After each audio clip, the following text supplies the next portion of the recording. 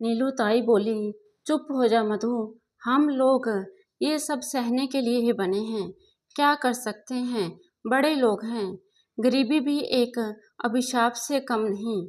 हमारी जिंदगी भी कीड़े मकोड़ों की तरह है, कोई भी कुचल कर चला जाता है। क्या करेगी, यही अपना नसीब है। मधु बोली, ताई मैं कुछ भी बर्दाश्त कर सकती हूँ, लोगों के ताने भी, लेकिन मेरी बेटी को इसकी सज़ा नहीं मिलनी चाहिए। इसका क्या कसूर है, वो तो मासूम है, वो भला इस ऊंच नीच के फ़र्क को नहीं जानती है। नीलू ताई बोली, ये क्या नाम बताया तूने, नैना कब जाएगी? मधु बोली, पता नहीं। नीलू ताई बोली, अच्छा ज़्यादा मत सोच, सब ठीक हो जाएगा। अच्छा अपना ख्याल रखना, चलती हूँ। मधु बोली, ठीक है ताई, फिर आना। नीलू ताई बोली, हाँ हाँ ज़रूर आऊँगी, बस तू हौसला रख, पप्पा सब ठीक करेंगे। मधु का मन काम पर जाने का नहीं कर रहा था और पिंकी को लेकर तो बिल्कुल भी नहीं। उसने कुछ सोचकर फिर दीपा को फ़ोन किया। फ़ोन की घंटी लगातार बज रही थी पर किसी ने फ़ोन उठाया नहीं। मधु इसी असमंजस में थी कि जाए या ना जाए। तभी उसकी फ़ोन की घंटी बजी। उसने फ़ोन उठाया तो दूसरी तरफ दीपा मैडम थी। मधु बोली, नमस्ते मेम साहब। दीपा बोली, हाँ मधु बोलो, क्या बात है? मधु बोली, मेम साहब आज मैं काम पर नहीं आऊँगी, कुछ ज़रूरी काम है मुझे। दीपा बोली, क्या बात, कल की बात की वजह से तो नहीं? मधु, नहीं मेम साहब, वो मुझे कुछ काम है इसलिए। दीपा बोली, ठीक है, और फिर फ़ोन कट गया। मधु ने पिंकी को तैयार किया और बोली, पिंकी आज मैं और तुम घूमने चलेंगे और आइसक्रीम भी खाएंगे, ठीक है?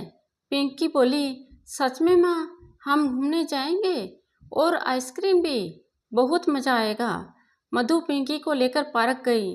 दोनों ने खूब मस्ती की, आइसक्रीम खाई और फिर दोनों घर आ गईं। पिंकी बोली, माँ आज बहुत मज़ा आया मुझे। मधु हंसते हुए, अच्छा तुझे अच्छा लगा? पिंकी बोली, हाँ माँ मुझे बहुत अच्छा लगा। अब फिर कब चलेंगे माँ? मधु बोली, हाँ बाबा फिर चलूँगी, जब छुट्टी होगी तब हम दोनों घूमने जाएंगे, ठीक है? इधर नैना ने दीपा से पूछा। नैना बोली, दीपा आज काम वाली नहीं आई? दीपा बोली, हाँ उसका फ़ोन आया था, उससे कुछ ज़रूरी काम था इसलिए नहीं आई। क्या हुआ, मैंने खाना बाहर से ऑर्डर कर दिया है। नैना बोली, महारानी के नखरे तो देखो, मैंने कहा था ना, इतना सर मत चढ़ाओ, कल को दो बातें क्या कह दी, आज आई नहीं हूँ। दीपा बोली, नैना तुम भी ना, चलो आज हम डिनर बाहर करेंगे, तैयार हो जाओ। और अब तुम्हारे जाने का टाइम भी आ रहा है तो तुम्हें शॉपिंग भी करा देती हूँ। नैना बोली, तुम चाहती हो कि मैं यहाँ से जल्दी चली जाऊँ? दीपा बोली, ये कैसी बात कर रही हो, मैं भला ऐसा क्यों चाहूँगी? तुम्हारा घर है, जितने दिन रहना चाहो उतने दिन रहो। नैना हंसते हुए, अरे मैं तो मजाक कर रही थी, तुम तो सीरियस हो गई। तभी डोर बेल की आवाज़ सुनकर दीपा ने, लगता है खाना आ गया, मैं देखती हूँ। दरवाज़ा खोला तो डिलीवरी बॉय था। उसने पार्सल दिया और अंदर आ गई। नैना खाना आ गया है, आ जाओ।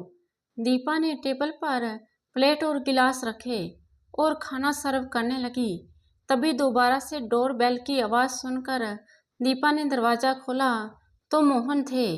दीपा बोली, आप बड़ी जल्दी आ गए। मोहन, हाँ मुझे कुछ फाइल्स लेना था और सोचा कि खाना भी खा लूँगा। अच्छा खाने में क्या बना है, बड़ी जोरों की भूख लगी है। दीपा बोली, आप फ्रेश होकर आ जाइए, खाना लगाती हूँ। खाने के टेबल पर सभी बैठे थे। दीपा ने खाना सर्व किया तो मोहन ने जैसा ही पहला निवाला खाया और बोले, आज खाना मधु ने नहीं बनाया? नैना ने दीपा की तरफ देखा। दीपा बोली, नहीं आज मधु नहीं आई, ये खाना होटल से मंगवाया है। क्या हुआ, अच्छा नहीं लगा? मोहन बोला, रोज तो होटल का ही खाना खाता हूँ, पर मधु के हाथों के खाने की बात ही कुछ और है।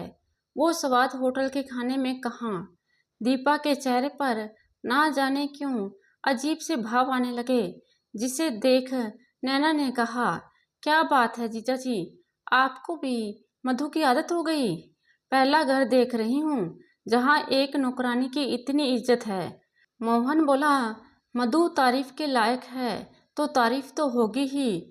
खाना खाने के बाद मोहन वापस चले गए और दीपा को शायद मोहन का यूं मधु की तारीफ करना अच्छा नहीं लगा। तभी नैना ने कहा, दीपा, मैं तेरी बहन हूँ, ये छोटे लोगों को अगर लगाम ना लगाओ तो घर को बर्बाद कर देते हैं। आज उसका खाना अच्छा लग रहा है, कल वो जवान भी है और चेहरे से भी खूबसूरत, उसका पति भी नहीं है, तुम समझ रही हो ना? और उसकी बेटी को इस तरह प्रिंस के साथ खेलने देती हो। उसका और हमारे प्रिंस का कोई मेल है? ठीक है, तुम्हें उससे हमदर्दी है तो उसे उसका पेमेंट करती हो, कोई एहसान नहीं करती हो, समझी? आखिरकार नैना ने दीपा के मन में शक का बीज बो दिया था। दूसरे रोज मधु जब वापस काम पर गई तो दरवाजा दीपा ने खोला। दरवाजा खोलते ही मधु बोली, नमस्ते मेम साहब।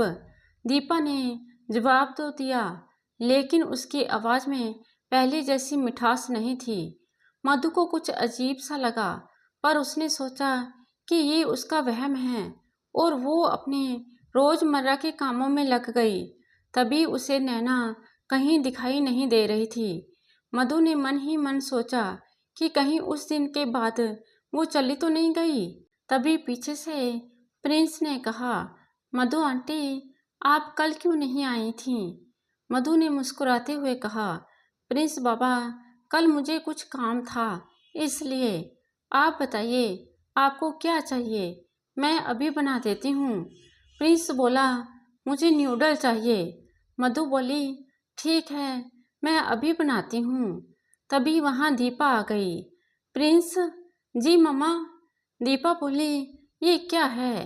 रोज न्यूडल नहीं खाना चाहिए, ये हेल्थ के लिए अच्छा नहीं। और आप यहाँ क्या कर रहे हैं? जाइए अपने कमरे में, कोई न्यूडल नहीं मिलेगा। प्रिंस बोला, पर क्यों मम्मा, मैंने तो कई दिन हो गए न्यूडल नहीं खाए। दीपा बोली, शट अप, मैंने कहा ना, फौरन जाइए अपने कमरे में।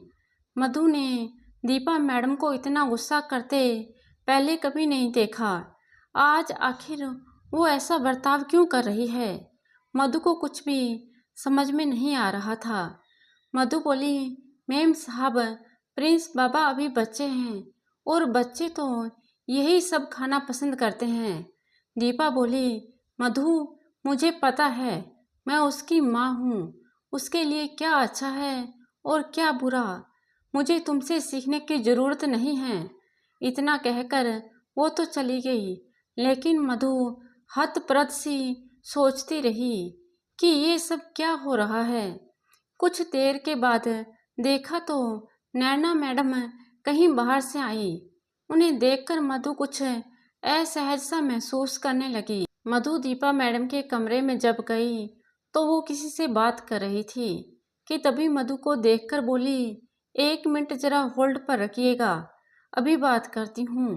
फ़ोन को किनारे रखकर मधु से बोली, क्या हुआ, कोई काम है तुम्हें? उनकी आवाज़ में पहले जैसी मिठास नहीं थी। मधु बोली, जी मैम साहब, वो खाने में क्या बनाऊँ? फ्रिज में तो कोई सब्जी ही नहीं है। दीपा बोली, देखो मधु, तुम्हें किस लिए काम पर रखा है? मुझे और भी काम होते हैं। अब मैं ये भी देखूं कि क्या सब्जी है क्या नहीं। नहीं है तो जाके ले आओ। यूं मुंह उठाकर हर छोटी बात के लिए आ जाती हो। अब खड़ी क्या हो, जाओ यहाँ से। मधु रुआसी होकर वापस किचन में गई तो देखा बेसन था। उसने सोचा कढ़ी बना देती हूँ और शाम को सब्जी ले आऊँगी। उसने खाना बनाकर रख दिया और पिंकी को स्कूल लेने चली गई और उसे रास्ते में अच्छे से समझाया कि देख बेटा, तू मेरे पास ही रहना, किसी भी कमरे में मत जाना और बैठकर पढ़ाई करना, ठीक है? पिंकी बोली, ठीक है माँ। मधु जब वापस आई तो दीपा मैडम ने खाने की टेबल पर खाना लगाने को कहा। मधु ने खाना लगा दिया। नैना ने जैसे ही कड़ी देखी तो बोली, ये क्या, इतना हैवी लंच? मैं तो बिल्कुल नहीं खाऊंगी। जब से मैं यहाँ आई हूँ मेरा तो पूरा डाइट प्लान ही बिगड़ गया है। दीपा बोली, मधु तुमने सब्जी क्यों नहीं बनाई? इतना हैवी डिश बनाने की क्या जरूरत थी? कम से कम नैना से तो पूछ लेना चाहिए था। या फिर तुम्हें अपने मन की करने की आदत पड़ गई है? मधु, ऐसी कोई बात नहीं है मेम साहब, मैंने सोचा कि शाम को सब्जी ले आऊंगी। दीपा बोली, देखो मधु, ज़्यादा दिमाग मत चलाओ। इतना कहकर दोनों टेबल छोड़कर चली गईं। इधर मधु बहुत उदास हो गई। उसे लगा ये सिर्फ नैना तक ही है, पर अचानक से मेम साहब का रवैया बदल गया। वो कुछ समझ नहीं पा रही थी। उस रोज वापस घर आते हुए उसे रास्ते में कुसुम मिल गई। उसने उसे देखते ही आवाज़ दी, कुसुम, कुसुम। कुसुम बोली, अरे मधु तुम कैसी हो? पिंकी हमारी इतनी बड़ी हो गई। मधु बोली, मैं तो ठीक हूँ, तू बता, तू कैसी है? तू अपने मायके इतने दिन रह गई, तूने तो कहा था बस कुछ दिन रहूंगी। क्या हुआ, कोई बात हो गई थी? कुसुम, चल घर चलकर बात करते हैं। कुसुम, घर आकर तू बैठ, मैं चाय लेकर आती हूँ। कुसुम चाय लेकर आई और दोनों चाय पीने लगी। मधु, बता, इतने दिन कहाँ थी? कुसुम बोली, मधु मैंने बताया था ना कि पिताजी की तबीयत खराब है। यहाँ से जाने के बाद उनकी मौत हो गई और मुझे भी वहीं रुकना पड़ा, क्योंकि छोटी एकदम अकेली हो जाती। तुम्हें तो पता है कि माँ के जाने के बाद पिताजी और छोटी ही बचे थे। अब बाबूजी की मौत के बाद छोटी को छोड़कर कैसे आ जाती? मधु, तो तुम अपनी बहन को अपने साथ ले आती। कुसुम बोली, हाँ मैंने भी यही सोचा था, पर पिताजी ने उसका रिश्ता तय कर दिया था और फिर जमीन जायदाद का भी कुछ मसला था। बस सब निपटाते हुए इतना वक्त लग गया, और वैसे भी यहाँ भी तो मैं अकेली ही रहती हूँ। तो शरद ने कहा कि जब तक छोटी की शादी ना हो जाए और सब कुछ वहाँ ठीक ना हो जाए तुम वहीं रुक जाओ, बस इसलिए। और मैंने सुना है कि भाऊ, कैसे हुआ ये सब? मधु बोली, हाँ उसका एक्सीडेंट हो गया था। कुसुम बोली, मधु तू ठीक तो है? और पिंकी को लेकर कोई परेशानी तो नहीं? अभी भी वही काम करती है जहाँ पहले करती थी? मधु बोली, हाँ सब ठीक ही है। भाव के रहने या ना रहने से क्या फ़र्क पड़ता है? करना तो मुझे ही था। बस अगर कोई फिक्र है तो पिंकी की। मैं तो जैसे तैसे अपना गुजारा कर ही लूँगी। बस मेरी पिंकी का भविष्य बेहतर हो जाए, उसकी ज़िंदगी मेरी तरह कठिनाइयों भरी ना हो, यही ईश्वर से प्रार्थना करती हूँ। कुसुम बोली, सब अच्छा होगा, देखना तेरी पिंकी एक दिन तेरा नाम रोशन करेगी। मधु ठंडी आह भरते हुए, ऐसा ही हो, उसके माथे से नौकरानी की बेटी का लेबल हट जाए। कुसुम बोली, क्या बात है मधु, तू कुछ ज़्यादा परेशान लग रही है। मधु ने सारी बात बताई, जो कुछ भी आज तक उसके साथ हो रहा था। कुसुम बोली, अरे मधु, इन अमीर लोगों के दिल नहीं होते। चल देख लेना, तेरी किस्मत भी एक ना एक दिन जरूर पलटेगी। तू बस हौसला रख, सब अच्छा होगा। और कोई ज़रूरत हो तो मुझे बताना, ठीक है? मधु ने घड़ी देखी तो रात के 8 बज रहे थे। उसने कुसुम से कहा कि अब मैं चलती हूँ, बहुत लेट हो गया है। और फिर मधु वापस घर आ गई। पिंकी ने मधु से बोला, माँ, जब मैं पढ़ लिख कर बड़ी हो जाऊंगी तो तुम्हारी परेशानियाँ दूर कर दूंगी। कुसुम आंटी ठीक कह रही थी। मधु ने पिंकी को प्यार करते हुए कहा, मेरी जान, तू खूब मन लगाकर पढ़ाई करना और किसी की भी बात से दुखी मत होना। हमारा ईश्वर है जो हमारे साथ है। दूसरे रोज जब मधु काम पर गई तो देखा कि नैना मैडम का सामान उनके रूम के बाहर रखा है। उसने सोचा कि लग रहा है आज वो जा रही है। तभी दीपा मैम ने मधु को आवाज़ दी। मधु बोली, जी मैम साहब, आपने बुलाया? मधु बोली, हाँ, मुझे 1 कप कॉफ़ी दे दो और नैना के लिए स्मूदी बना दो। और हाँ, नैना के जाने के बाद उनका कमरा क्लीन कर देना।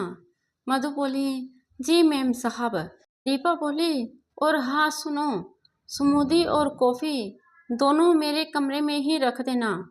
मधु ने कॉफ़ी और स्मूदी बनाकर दीपा मैडम के कमरे में गई और पूछा, मैम साहब, दोपहर के खाने में क्या बनाऊं? दीपा, आज मेरे और नैना के लिए मत बनाना, प्रिंस के लिए कुछ हेल्दी बना देना। और हाँ, बाथरूम को अच्छे से क्लीन कर देना। आजकल तुम सही काम नहीं कर रही हो, थोड़ा काम पर ध्यान दो। मधु बोली, जी मैम साहब, बस इतना ही कह पाई। वापस आकर वो अपने काम पर लग गई। तभी नैना ने उसे आवाज़ दी, मधु, जी नैना मैम साहब, आपने मुझे बुलाया? नैना बोली, सुनो, मेरा कमरा अच्छे से क्लीन करना और फिर सामान कमरे में रख देना, पर कोई भी चीज़ इधर उधर ना हो, ध्यान रहे, समझी? मधु बोली, जी मैम साहब। मधु मन ही मन सोचने लगी कि मेरी कोई इज्जत ही नहीं है। मैं गरीब हूँ तो क्या चोर हूँ? फिर भी उसने अपना काम चालू रखा। इतने में उसे याद आया कि पिंकी को लेने जाना है। वो फौरन उसे लेने चली गई। वापस आकर उसने प्रिंस के लिए दलिया बनाया और फ्रूट्स लेकर प्रिंस के रूम में गई। प्रिंस को खाना देने के बाद उसने पिंकी को खिलाया और उसे खिलौना देकर बिठा दिया और खुद अपने कामों में लग गई। आज वो बुरी तरह से थक चुकी थी। तभी नैना और दीपा वापस आ गईं। नैना ने देखा कि उसका सामान सब बाहर ही था। उसने गुस्से में मधु को आवाज़ दी, मधु, मधु। मधु बोली, जी नैना मैम साहब। नैना बोली, तुम दिन भर करती क्या हो? एक काम कहा था वो भी नहीं किया। काम चोर होती हैं नौकरानियाँ। ये सुनकर पिंकी बाहर आ गई। मधु बोली, अभी कर देती हूँ। नैना जल्दी करो और अपनी बेटी से भी कुछ काम करवा लिया करो। आखिर अभी से तो सीखेगी, करना तो उसे भी यही सब है। भला हो दीपा का, जो इतना बड़ा दिल है उसका कि उसने तुम्हारी बेटी को पढ़ाने की जिम्मेदारी ली। इतना कहकर वो ऊपर चली गई। मधु ने पिंकी की तरफ देखा तो उसकी आंखों में आंसू थे। उसने झट से पिंकी को अपने सीने से लगाया और बोली, पिंकी, रोते नहीं, चलो तुम जाओ खेलो, मैं अभी आती हूँ। पिंकी बोली, माँ, ये आंटी तुम्हें इतना क्यों डांट रही थी? मधु, कुछ नहीं, बस वो बातें कर रही थी। भला मुझे क्यों डांटेगी? चल, बड़ों की बातें नहीं सुनते, जाके खेल। मधु आज बहुत आहत थी, पर मजबूर थी। किसी का मुंह बंद तो नहीं कर सकती थी, सिर्फ अपनी किस्मत पर आंसू बहा सकती थी। दिल उसका कर रहा था कि अभी के अभी नौकरी छोड़ दे, लेकिन फिर वो अपना और पिंकी का पेट कैसे पालेगी? और सबसे ज़्यादा चिंता उसे पिंकी की पढ़ाई की थी। आखिर वो उसे कैसे पढ़ाएगी? आखिर नैना मैडम ने कुछ गलत भी तो नहीं कहा।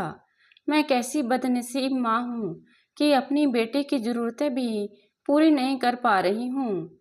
अगर आज मैं पढ़ी लिखी होती तो दूसरे के एहसान तले ना दबना पड़ता। मधु ने मन ही मन सोच लिया था कि चाहे कितना भी अपमान सहना पड़े वो सहेगी अपनी बेटी का भविष्य बदलने के लिए। वो इन्हीं सोचों में गुम थी कि तभी पिंकी ने कहा, माँ, मेरे स्कूल में फैंसी ड्रेस कंपटीशन है।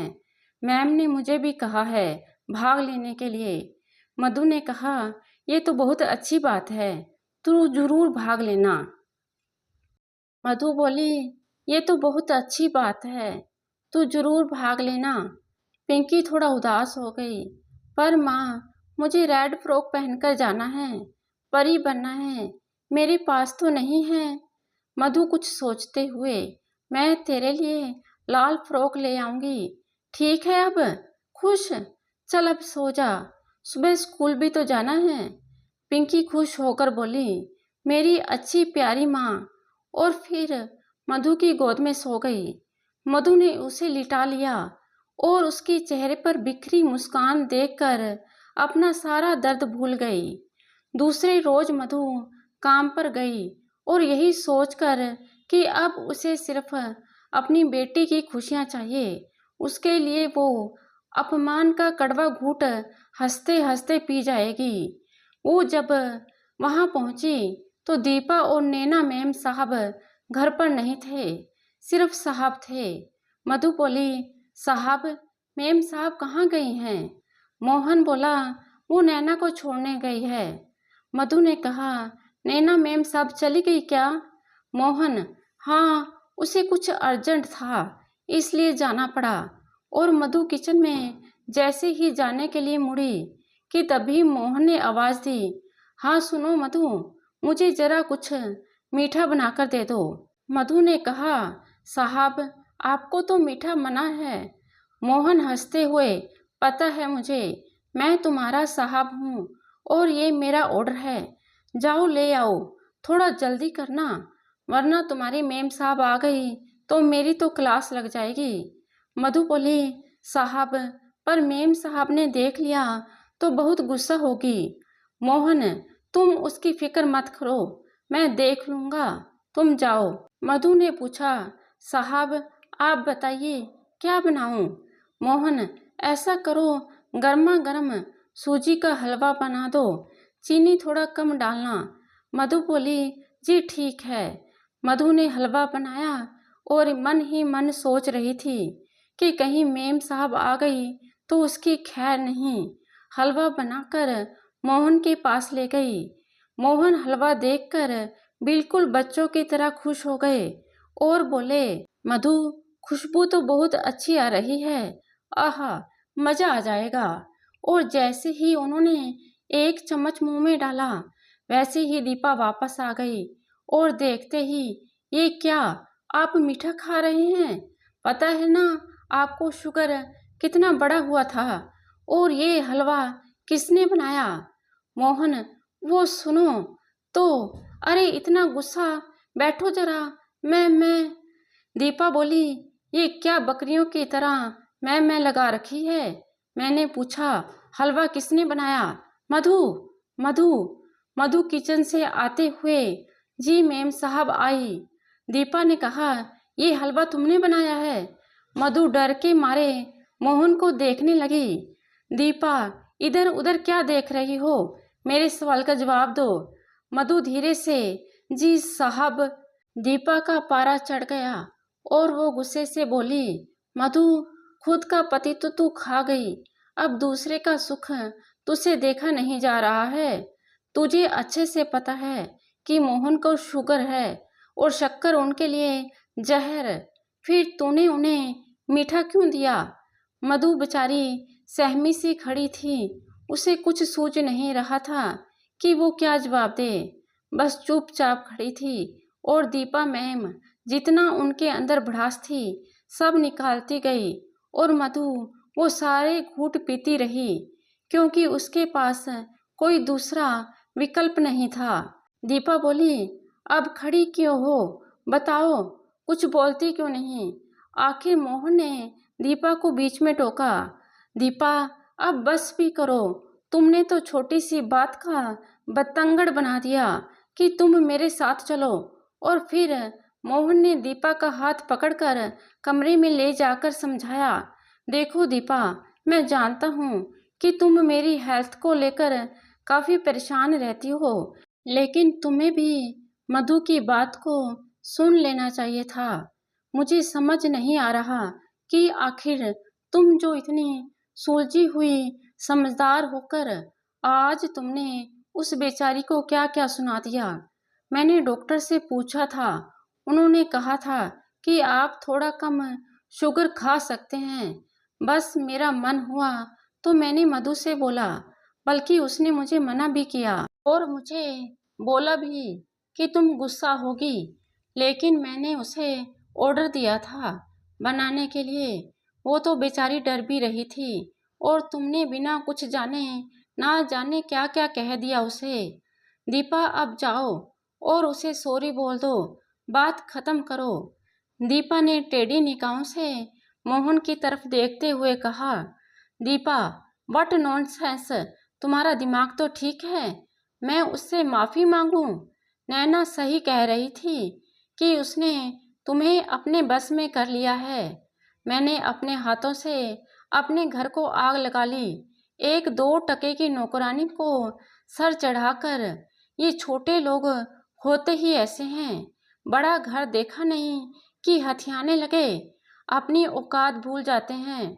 मोहन ने दीपा की बातें सुनकर अपना माथा पीट लिया और बस इतना ही कहा, देखो दीपा, तुम समझदार हो, अब इस बारे में मुझे कोई बात नहीं करनी, जैसा तुम्हारा दिल चाहे करो। और मोहन कमरे से निकलकर बाहर आ गए। देखो तो मधु की सिसकियों की आवाज़ आ रही थी, लेकिन वो कोई और तमाशा नहीं करना चाहते थे, इसलिए सीधे ऊपर चले गए। इधर मधु पिंकी को लेकर स्कूल से वापस आ गई। पिंकी ने मधु के उदास चेहरे को देखकर पूछा, माँ क्या हुआ? तुम इतनी उदास क्यों हो? सब ठीक है ना माँ? मधु ने कहा, हाँ सब ठीक है, तू चल खाना खा ले और फिर खेल, मैं थोड़ा काम कर लूँ। मधु अपनी परेशानियों से पिंकी को परेशान नहीं करना चाहती थी। उधर दीपा ने कुछ सोचा और फिर अपनी सहेली को, जो उसी बिल्डिंग में रहती थी, फोन किया। हेलो, हाँ सुहानी। सुहानी बोली, दीपा, और बताओ कैसी हो, आज कैसे फोन किया? दीपा ने कहा, मैं ठीक हूँ, वो मुझे तुमसे एक ज़रूरी बात करनी है। सुहानी बोली, हाँ दीपा बोलो ना। दीपा बोली, बात दरअसल यह है कि मुझे एक मेड चाहिए थी अपने घर के लिए, अगर कोई तुम्हारी नज़र में हो तो बताना। सुहानी बोली, क्यों, तेरी वो क्या नाम था, मधु, वो कहाँ है? उसने काम छोड़ दिया क्या? दीपा बोली, नहीं यार, वो मुझे कुछ प्रॉब्लम है उससे, बस कभी मिलूंगी तो फिर बताऊंगी, अभी अगर कोई हो तो प्लीज़ मुझे बताना। सुहानी बोली, ठीक है दीपा, मैं देखती हूँ, बट इतनी जल्दी मिलना तो पॉसिबल नहीं होगा, क्योंकि तुम तो जानती हो कि मेट्रो सिटी में बाई लोग की कितनी शॉर्टेज होता है। ऊपर से भरोसेमंद मिलना तो और भी मुश्किल है। फिर भी मैं कोशिश करूँगी, लेकिन अभी तो तुम उसे ही रहने देना। दीपा बोली, हाँ ठीक है, लेकिन थोड़ा जल्दी करना, ओके बाय। रोज जब मधु घर आई तो दीपा मेम साहब की बातें उसके कानों में हथौड़ों की तरह बरस रही थीं। ऐसे लांछन उस पर लगाए गए जो वो कभी सपने में भी नहीं सोच सकती थी। पिंकी को सुलाने के बाद वो चुपचाप आंखें बंद कर कर सोचती रही कि आखिर किस बात की सजा उसे मिल रही है। वो किस तरह अपनी और अपनी बेटी की रक्षा करेगी इस दो मुँहे समाज से, जो दिख कुछ रहा है और है कुछ और। यही सब सोचकर उसकी आंखों से आंसू छलक कर उसके गालों पर बह गए। रात के ना जाने किस पहर उसने एक सपना देखा कि उसकी पिंकी को दीपा मेम साहब मार रही है और वो चिल्ला रही है, नहीं नहीं, उसे छोड़ दीजिए। मधु की चिल्लाने की आवाज़ से पिंकी भी उठकर रोने लगी। मधु ने झट से उसे अपनी गोद में लेकर चुप कराया और मन ही मन प्रार्थना करने लगी कि ये कभी सच ना हो। इतना भयानक सपना था और उसने कसकर पिंकी को खुद से लिपटा लिया।